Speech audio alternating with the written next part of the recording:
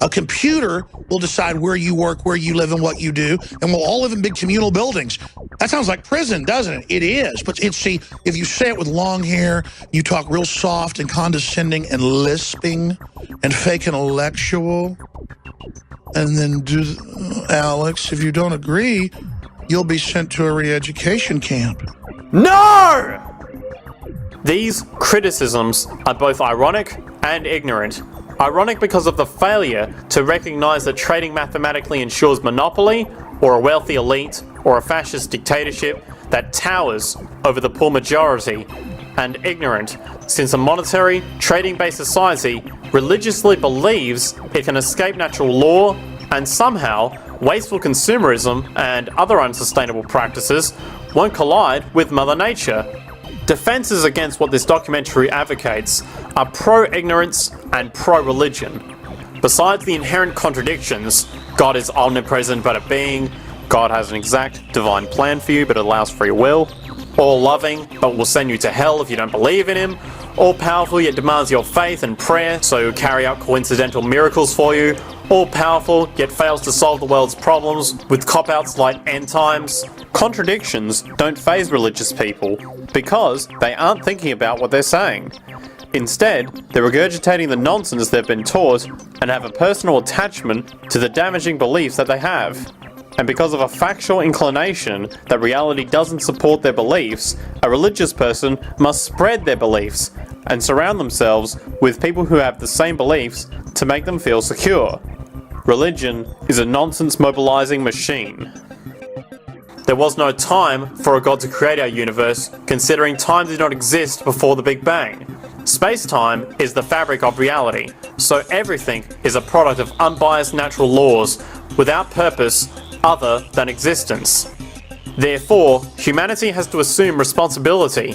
Do we want to allow society to manage itself intelligently with open source, or is our preference an ignorant, violent, war-based society, a free-for-all which allows and encourages poverty, pollution, addiction, etc.? If you don't like your religion's fundamentalists, then maybe there's something wrong with your religion's fundamentals? No one should have the right to religion, since prayer is violence. Religious freedom does not mean freedom from religion. This is a classic contradiction. God is all-powerful, but he's impotent, since he needs his believers to actually tell people about his existence. Hi, we're from the Moron Church. Talk to you about Jesus. No, actually, I'm not home at the moment. Oh, well, okay, we'll come back later.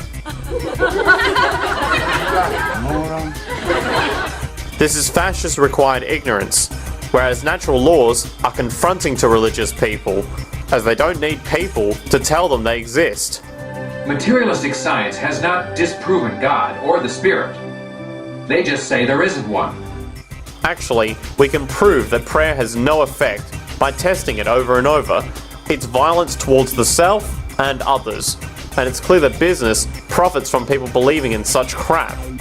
Writing for a penny a word is ridiculous. If a man really wants to make $1 million, the best way would be to start his own religion. The blatant evidence prayer doesn't work while being promoted as something good is sickening.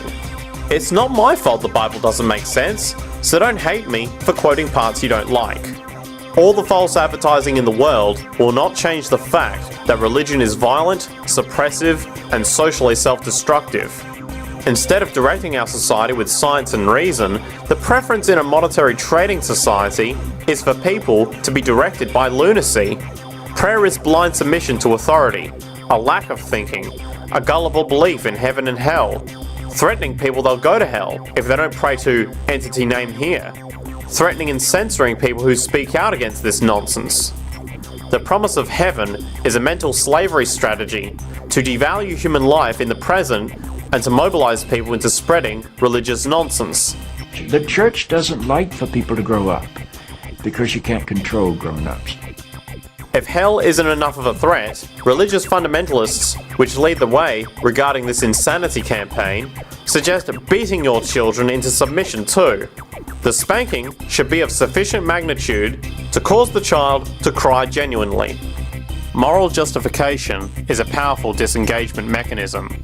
Destructive conduct is made personally and socially acceptable by portraying it in the service of moral ends. This is why most appeals against violence fall on deaf ears.